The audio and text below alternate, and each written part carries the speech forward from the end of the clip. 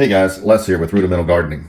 So I just want to do a quick video showing my grow light setup, and I've been getting some questions about it and what do I use and what all's here, because I've never actually shown this before, I don't think, in recent years anyway. So it's very basic. I got a 5-shelf wireframe shelf unit from, I think I got this from Lowe's on sale, and then I have 2 grow lights. Now this whole process was an evolution, right? When I first started growing plants, I used a windowsill, and then I went to a single light, very entry-level 2-foot single light grow light, and that didn't last too long. Then I went to a 4-foot single light. Then I went to, actually it was a 2-bulb shop light, and I used that for a few years. And then I went to this 4-bulb fixture that I have now.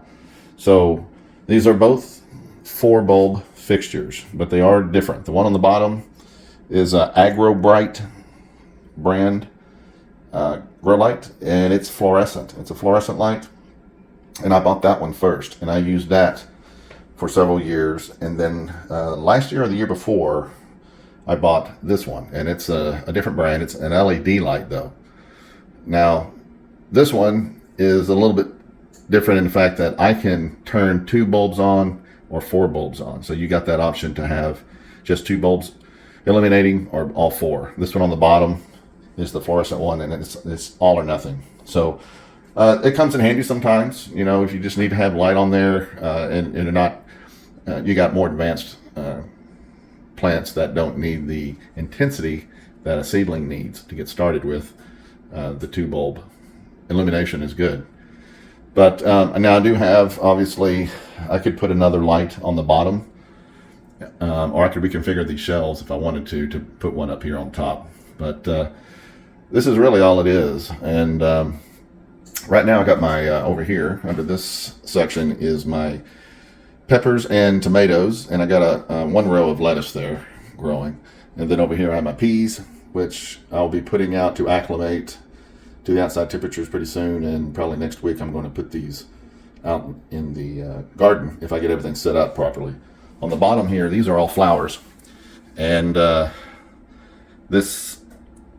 of these are just taken off. I planted these, let's see, 4 days ago, and the zinnias over here on the left are really going to town. The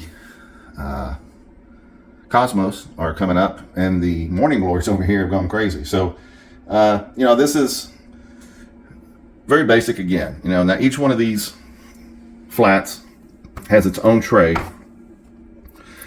These seed containers, grow containers, pots are, 2-inch, I believe, and they're 8 by 4, so there's 32 cells, and these are pretty much disposable. I throw these out when I get done with those.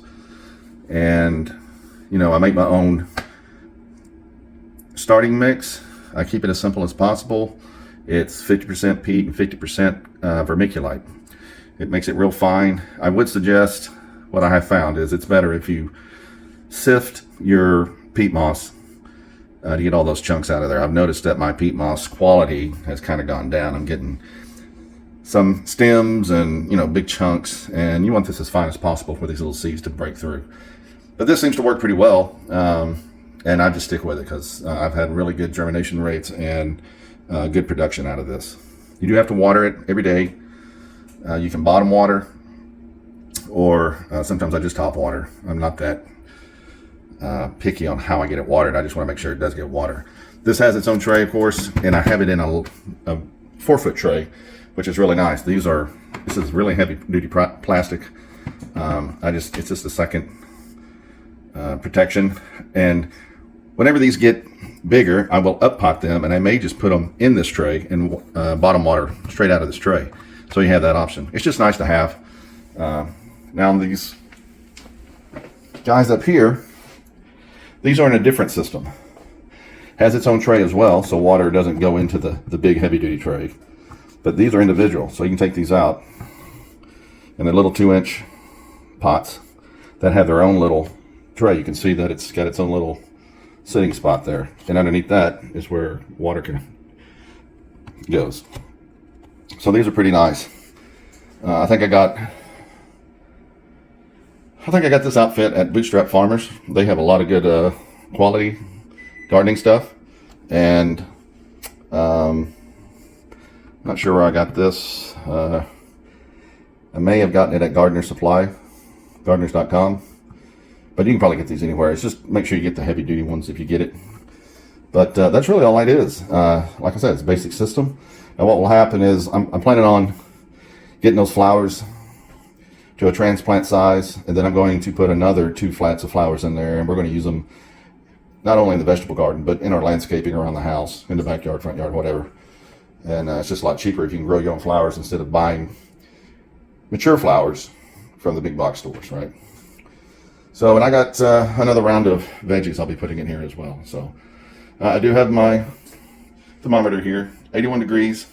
It's pretty ideal. Oh, one other thing I wanted to note is with the fluorescent light, you will get a lot more heat generated from the light coming out. LEDs aren't as hot. They do put out some heat, of course. Every light puts out some heat, but it doesn't put out as much heat. Now, I don't use heat mats, so I do have one, but I have found the heat from the fluorescent works really well and very similar to a heat mat. Now, heat mat obviously is going to heat from the bottom up. This is heat from the top down. And remember, the seed is just 1/4 of an inch underneath the soil for the most part. And the heat's going to penetrate from the top. It's going to get there better than the heat from the bottom. So, you know, you can look at it both ways. I've done it both ways. I prefer this method. And so that's about it. You don't have to buy anything real expensive. I know they got these LED, you know, red and blue and full spectrum and all this other stuff. You can do your research and find out what you want to do in that regard and how much you want to spend. But you don't have to spend a whole bunch. Like I said, I had a 2-bulb shop light. You know, it was like $20 from Lowe's, and I grew lots of plants under that. So do your research. Doesn't have to be fancy. And you can grow a lot of seedlings with just one shelf unit like this. So if you have a small garden like me, this is more than you'll need. So thanks for watching, and I will catch you next time.